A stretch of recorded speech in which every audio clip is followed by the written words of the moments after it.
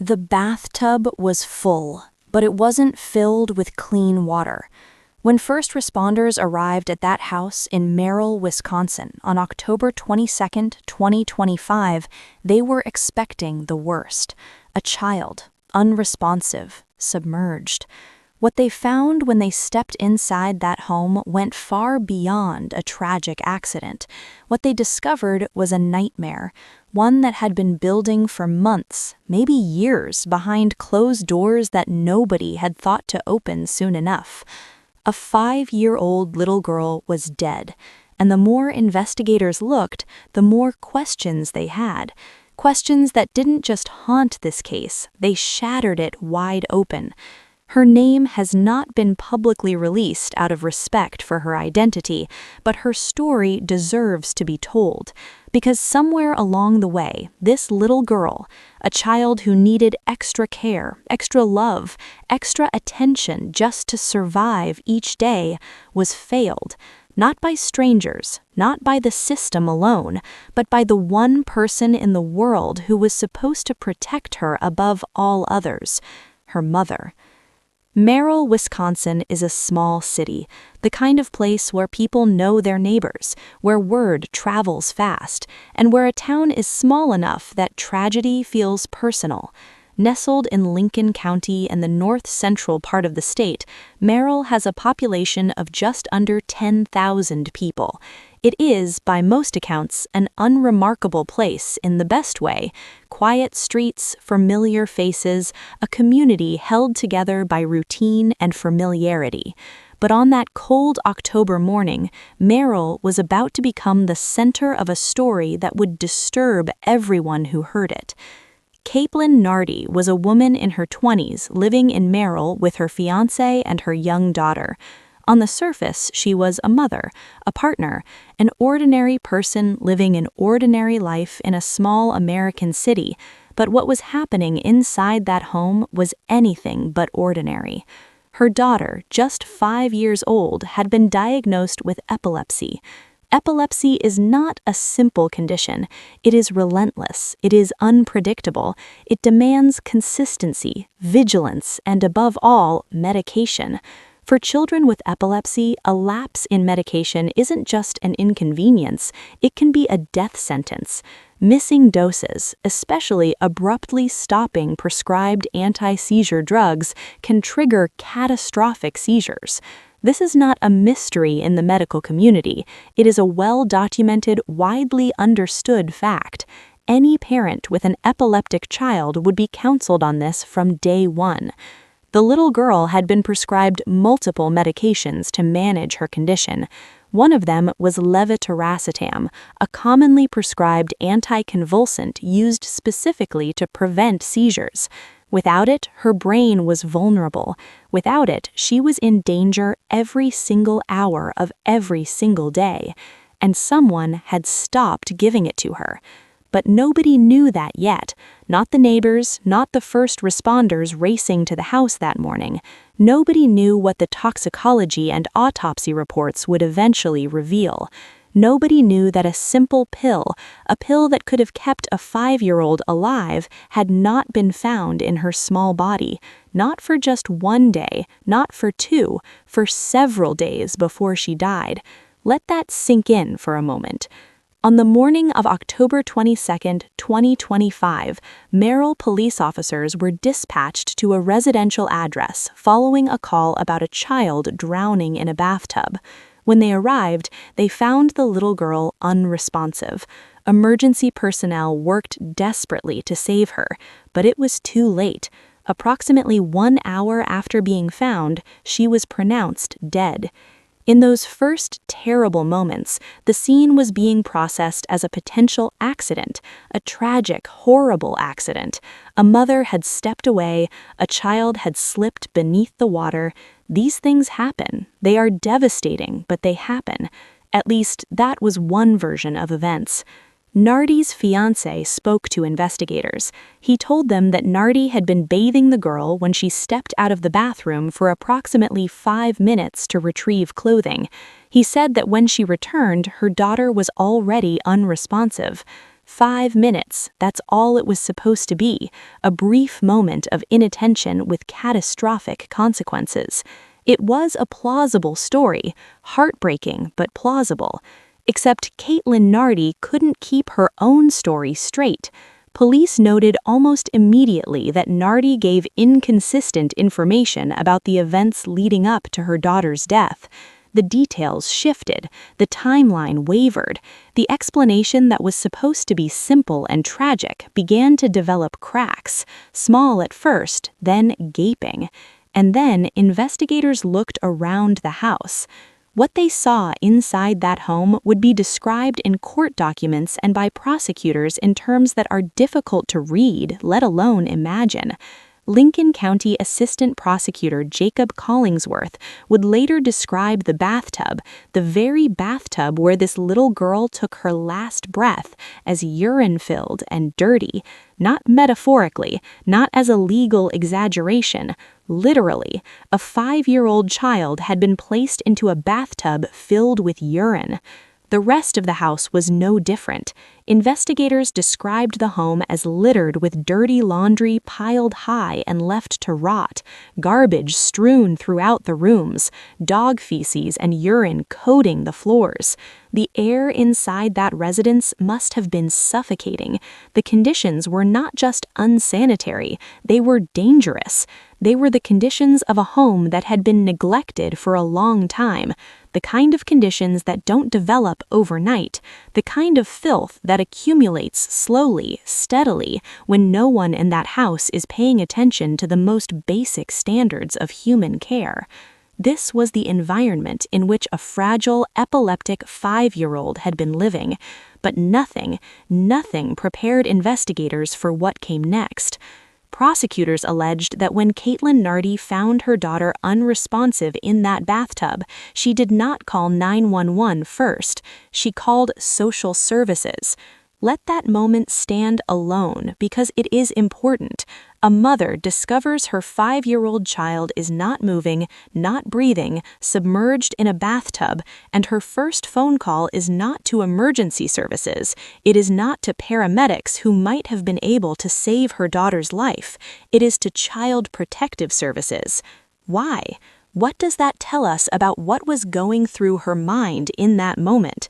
What does it tell us about what she knew, about what she feared, about the state of that home and that child's care, that her first instinct before calling for help was to call the agency tasked with investigating child welfare?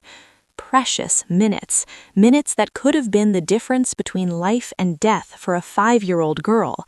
Gone, spent on a phone call that told investigators everything they needed to know about Caitlin Nardi's state of mind. When the autopsy results came back, they confirmed what many had already begun to suspect. The medical examiner's findings were unambiguous and devastating. Levetiracetam, one of the little girl's critical seizure medications, was not detected in her system, not at low levels, not at reduced levels, not at all. The drug was completely absent from her body, indicating that she had not received it for several days before she died. Nardi told police that she gave her daughter her medication the night before she died. She claimed it was only that one day, the day of her death, that the girl had not received her dose. The toxicology report called her a liar. Medical experts are clear on what happens when anti-epilepsy medication is abruptly discontinued. The brain, deprived of its chemical protection, becomes acutely susceptible to seizure activity. In a 5-year-old with a documented seizure disorder, going days without medication is not a minor oversight. It is a medical emergency in slow motion, one that could be triggered by something as ordinary as bath time. Was she seizing when she slipped beneath that water? Was that what happened? Was her small body convulsing in that filthy tub, stripped of the medication that could have kept her safe, while her mother was, allegedly, elsewhere in the house? We may never know exactly what those final moments looked like, but we know what they led to. A 5-year-old girl, dead, in a urine-soaked bathtub, in a house covered in garbage and waste, without the medication she needed to survive. And here is where this story takes a turn that makes it not just tragic, but almost incomprehensible. This was not the first time. Prosecutors, in presenting the case against Caitlin Nardi, revealed a detail that sent shockwaves through the courtroom and through every person who has since followed this case. This was not the first child Caitlin Nardi had lost while in her care. In 2023, just 2 years before her 5-year-old daughter drowned, Nardi's infant daughter died. The baby was just 5 months old. 5 months old. 2 children, 2 deaths, both under Nardi's care, both within 2 years of each other. The first death, the infant in 2023, apparently did not result in criminal charges at the time. The circumstances surrounding that death and what investigations were conducted have not been fully disclosed publicly. But the fact that Nardi retained custody of her surviving daughter, the 5-year-old with epilepsy, following the death of her infant, is a question that will haunt this case for years. It is a question that speaks to gaps in a system designed to protect the most vulnerable among us. Who knew? Who was watching? How does a mother lose one child and then be left to care for another, a medically fragile child who required careful, consistent, attentive care every single day, without greater scrutiny, without more intervention, without someone looking more closely at what was happening behind those walls? These are questions without easy answers. They are questions that no verdict, no conviction, no sentence will fully resolve. Because the little girl is gone, and the time for protecting her has passed. On Monday, March 24, 2026, 5 months after her daughter's death, Caitlin Nardi was formally charged.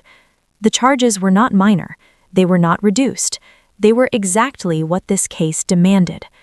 First-degree reckless homicide, child neglect resulting in death. First-degree reckless homicide in Wisconsin is among the most serious charges a person can face without being charged with intentional murder. It means that the prosecution believes Nardi's conduct showed an utter disregard for human life, not negligence in the casual, accidental sense, utter disregard, the kind of indifference to a child's safety that a reasonable person would recognize as creating a substantial risk of death or great bodily harm. The addition of child neglect resulting in death only deepens the legal severity of her situation. Prosecutors are not arguing that this was a momentary lapse in judgment. They are arguing that this was a pattern, a sustained, ongoing failure to provide a vulnerable child with the basic necessities of survival. Nardi's bond was set at $150,000. Her fiancé, the man who provided investigators with that initial account of the 5-minute absence, has not been criminally charged as of the time of this video. His role in the events surrounding the little girl's death and the conditions of the home remains a subject of questions that prosecutors have not yet addressed publicly. The case is now moving through the Wisconsin court system. Nardi faces the prospect of significant prison time if convicted on either or both charges. In Wisconsin, first-degree reckless homicide carries a maximum sentence of 40 years in prison. Child neglect resulting in death carries an additional potential sentence of 15 years. The weight of those numbers is not abstract. They represent the legal system's attempt to translate the value of a child's life into something measurable, something finite. But no number of years is adequate. No sentence closes the wound left by the death of a 5-year-old who woke up every day dependent on the love and care of the people around her. What haunts this case, what will continue to haunt it long after the verdict is read, is not the evil of a monster. It is something almost harder to understand. It is the slow, grinding, catastrophic failure of ordinary responsibility. The medications not given, the bathtub not cleaned, the garbage not removed, the calls not made. The indifference accumulated layer by layer, day by day, until a little girl had no oxygen left to breathe. Children with epilepsy are not easy to raise. They require more attention, more medication management, more vigilance during vulnerable moments like bath time. The parents and caregivers of epileptic children carry a heavier burden than most. Many of them carry that burden with grace, with love, with an exhausted and determined devotion that never wavers. They learn every medication, every trigger, every warning sign. They never leave their child alone in water. They never skip a dose. They know, because they were told, because they learned, because they love, what is at stake. Someone did not carry that burden.